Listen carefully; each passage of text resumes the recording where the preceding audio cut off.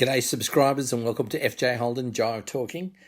Today is the American President Election Day, I suppose, the Tuesday in the month of November, where it comes along every 4 years, and then people vote for a new leader of the free world. So that's today. So tomorrow we'll know what the winner is, given that we're in Australia. What I wanted to Jive Talk today is about negotiation, or about swap meets, really, I suppose.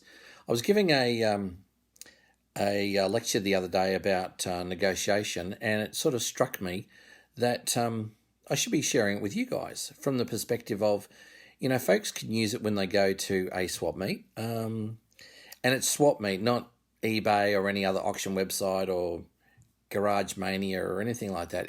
I'm talking about swap meets when you're dealing with somebody across the table or on the other side of a tarpaulin, and they've got some widgets there or whatever, and they've got a price on them and all that sort of thing. So I wanted to share some golden rules, and this is what's been taught to me by Michael Clubb, managing partner at Clayton Utes and also chairman of Queensland Railways, when I was negotiator for some of the government-owned corporations in the Queensland government and also New South Wales government and so on. So as far as golden rules are concerned, I would like to run them by you.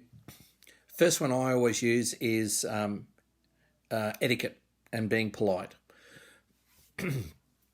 So, when I'm approaching somebody, it's a case of I'm friendly.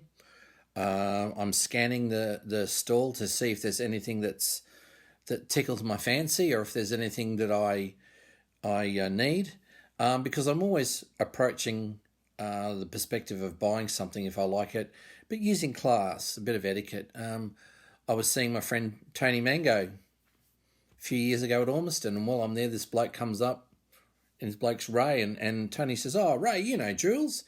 And the first thing that comes out of this bloke's mouth is, "Oh, geez, Jules, you're fat." And, well, I won't just say that, I had a quick retort to him, but the fact is that's not how you start a negotiation. So when you see something, have a plan. And really your plan is when you go to a swap meet, you don't know what there is. So you're going to go along, A, and see if there's something that is of interest to you, and B, you want to try and get it as favourable as possible. And that doesn't necessarily mean cheap either.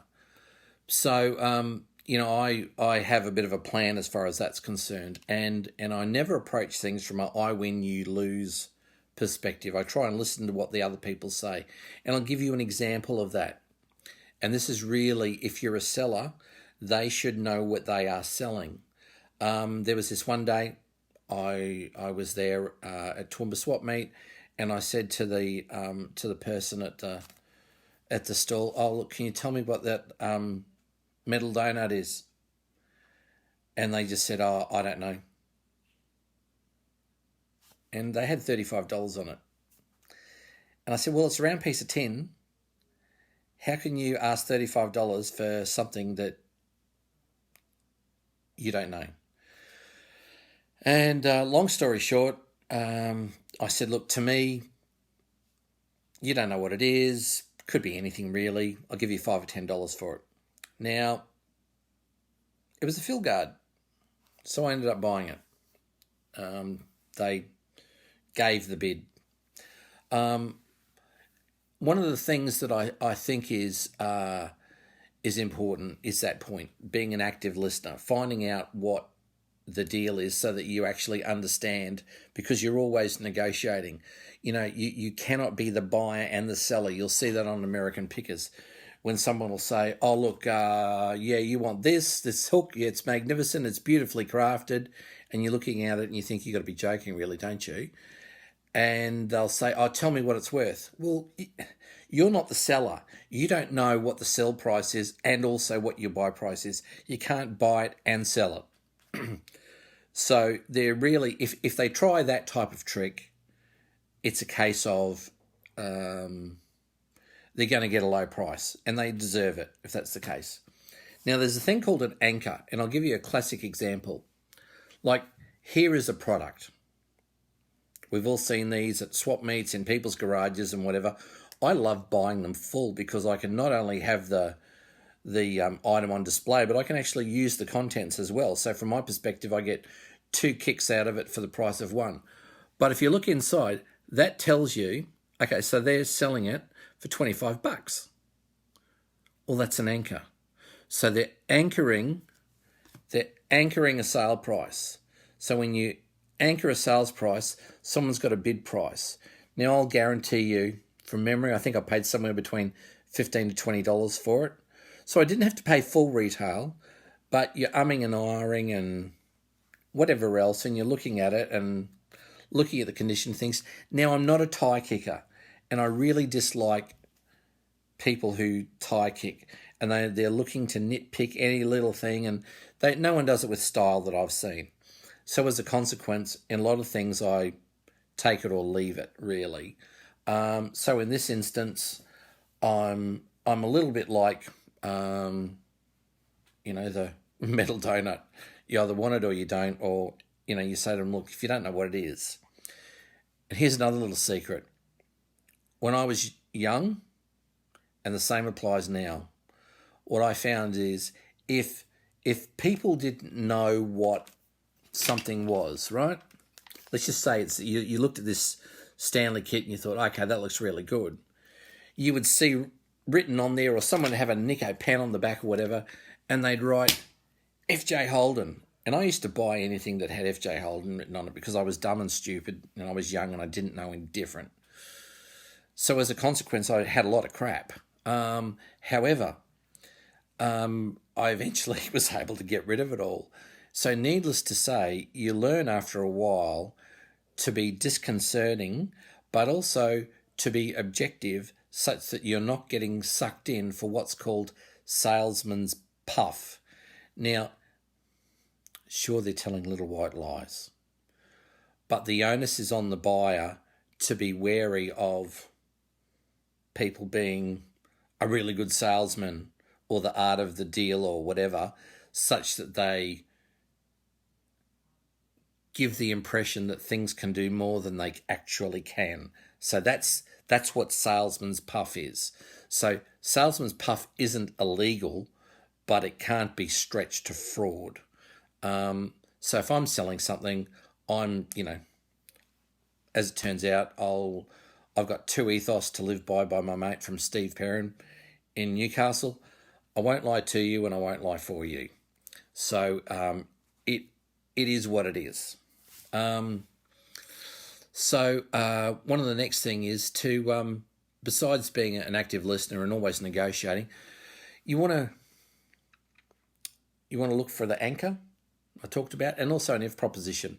Oh, look, if I bought that and I got a good price on it, could you throw that in? So you're using the if.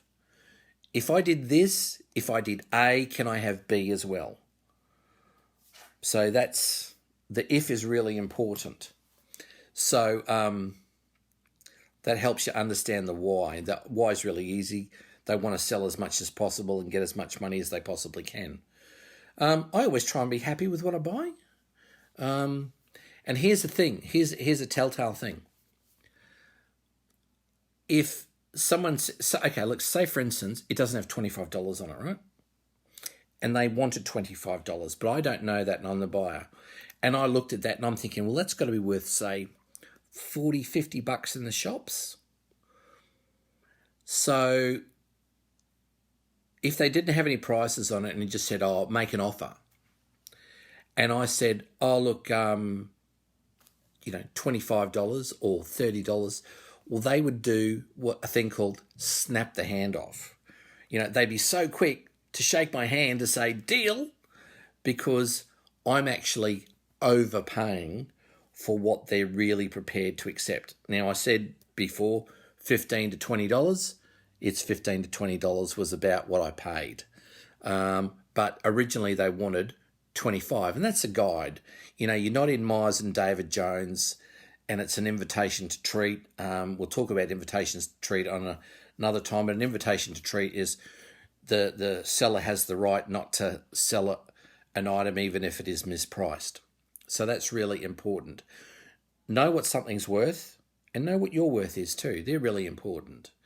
And be prepared to walk away. Like, if it's worth 25 bucks, but they're wanting 30 or 40 or 50, you think, you're kidding, aren't you? Because there's plenty of people like that who are out there, and you just think, by golly jingo, these guys have got no idea. And you think, just leave it alone. Somebody was talking to me about it last night. One of the guys in Nasco Bay phoned me, and they were just saying, look, prices are becoming a little bit ridiculous. And I said, well, you've got to know when to walk away. So that's the important thing about it. Always be calm. Don't think, oh, gee whiz, I have to buy this. The rarest accessory I've seen 4 of in 40 years is a dash van. Well, I saw 4. I've seen 4. I've bought 3 of them. My mate's bought the other one. Yeah, things pop up. Don't panic. This is why auctions are so successful, because they want people to actually have the fear of missing out. So they pay up. Think of, okay, what's the next best alternative? What happens if I don't buy it? It's really important. Know your walk away point. And you've got to be clear about what your walk away point is too. And also what you're prepared to spend on something. You just don't sort of, give them whatever they want. Don't get angry. Don't get even. Get what you want. Really, really simple. Give you also self some confidence isn't probably the right word, but from the perspective of dignity, as far as, if they wanted $25 for that, I'm not going to offer them $2 because that's a low ball offer. And for that, people get insulted and they think, well, stick it up your jumper. I'm not interested in selling it to you. And people can get really funny. So avoid low ball offers, because you're never going to buy at the lowest of the low, and you're never going to sell all of it at the highest of the high. I've never seen it yet, even when I was trading for the government. And if things happen, and this is what I call the turnaround. If someone says, "Oh, look, that isn't much," well, then it's a case of, I'll give you an example. And I used this the other day in the lesson. Somebody scratches your car and you're there and you say, well, okay, let's exchange our information. And it's a case of they give you their information, but they go, look, really, it's just a tiny little scratch. That's not going to cost much to fix it. Your retort should be using their own words and saying, well, then you don't mind, if it's not going to cost much, you don't mind paying for it then, do you? It won't cost you much. So it's really important to turn their words around and use it. And you can use that in any form of negotiation. Use their words against them. Always be optimistic. Understand what you want. And I always try and leave something on the table. I really don't try and screw somebody over such that, I get something and it's $10, because the next time they see me, they're going to want their $5 or $10 that they missed out on last time, or they're not going to want to deal with me because I was just too hard to deal with before as a customer. You want it such that you're reasonable. There's one thing I won't, two things really I won't negotiate. One's the cost of a dog. It is what it is, and you either love the dog or you don't. And the other is, if something is already reasonably priced, have some dignity within yourself and just shut up and get your wallet out. Because if it's already a good price, what more do you want in life? Have some dignity. And sometimes you can be dealing with people who have extreme demands. Well, don't get into that. If they want $125 for something that's worth $20, don't worry about it. If you're dealing with somebody and they're going like, oh, well, what's your price? You say, oh, $20. Oh, but we've got $25. Look, I'll just have to go and see somebody. That's a tactic to delay you or to get the price up. It's just a tactic. So remember that.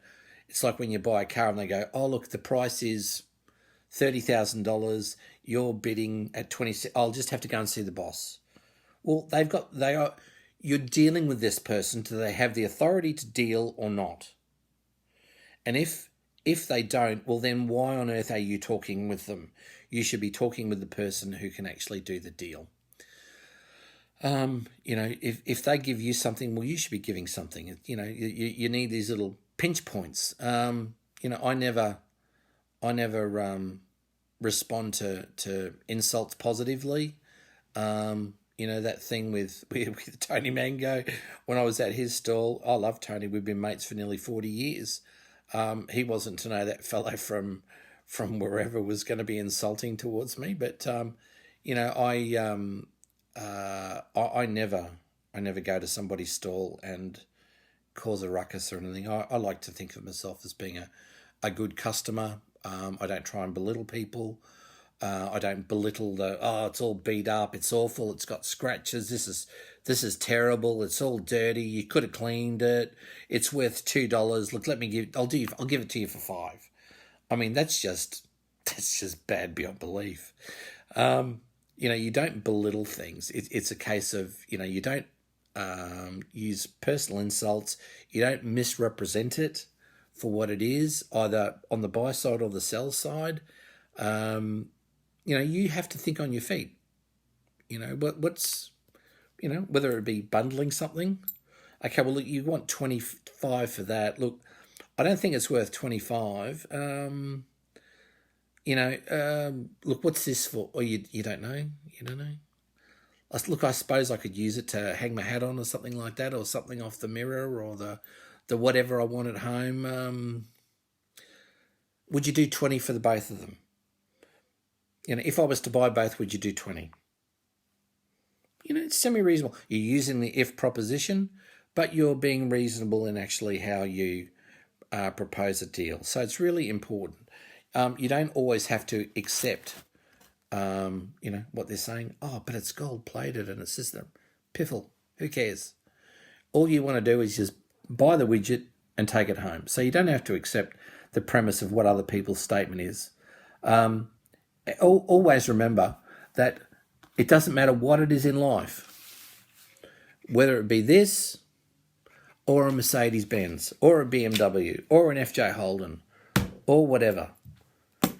We had a bloke at the power stations. I was with my tradesman at the time when I was learning my trade, and this bloke Alex comes in. He goes, "Oh, I sold my Mercedes-Benz on the weekend for $4,000. I reckon it was worth $7,000."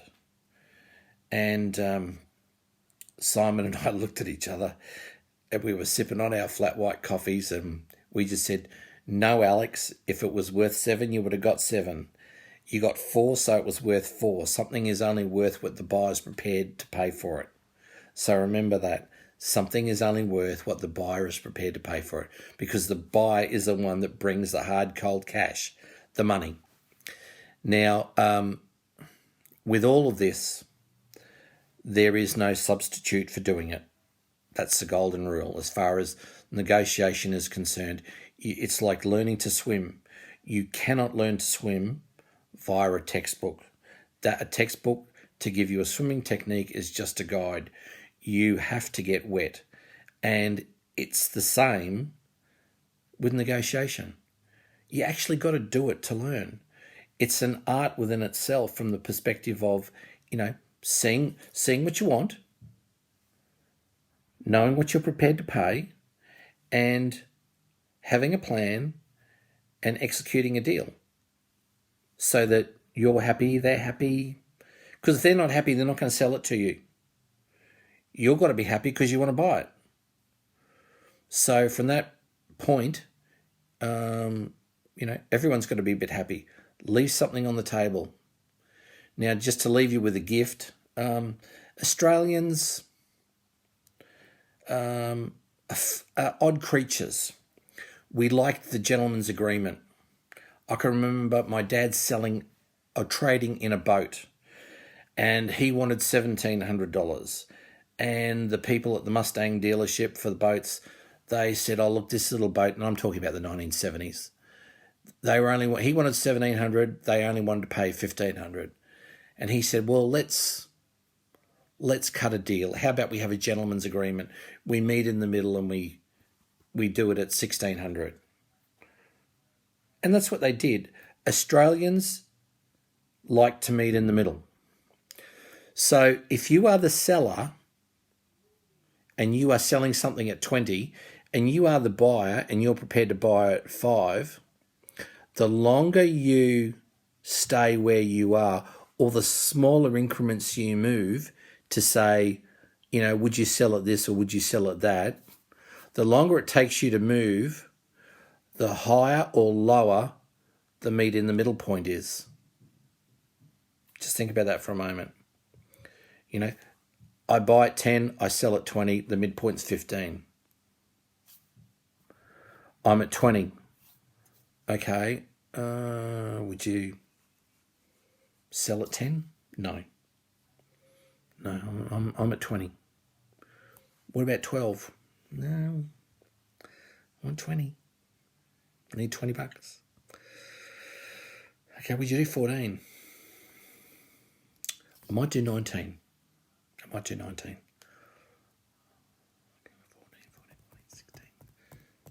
16. Would you do 16? Might do 18.50. I could do 18.50. And then what you'll find is there'll be a bit of cut and thrust around what the meat in the middle is. So they'll probably get a deal done for anywhere between 16.50 and 17.50, most probably. But that is all to do with the person leaving their anchor of when they're selling or when they're buying, of delaying when they actually start giving up and negotiating in price, because Australians meet in the middle.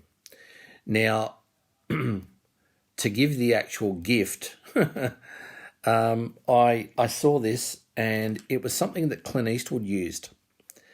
And it was a case of, he was in a restaurant, and this guy literally interrupts Mr. Eastwood's meal and says, "Oh, Mr. Eastwood, I'm your biggest fan.